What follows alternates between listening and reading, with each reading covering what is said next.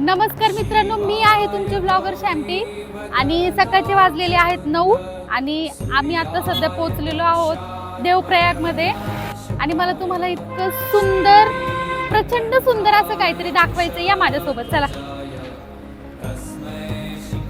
हे बघा मित्रांनो, माझ्या मागं काय बघा, जगातलं सगळ्यात प्रचंड सुंदर ठिकाण संगम पॉइंट.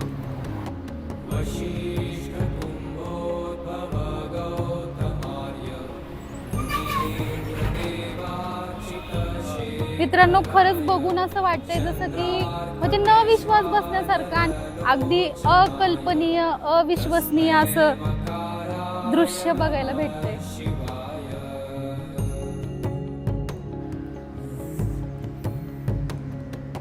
यक्ष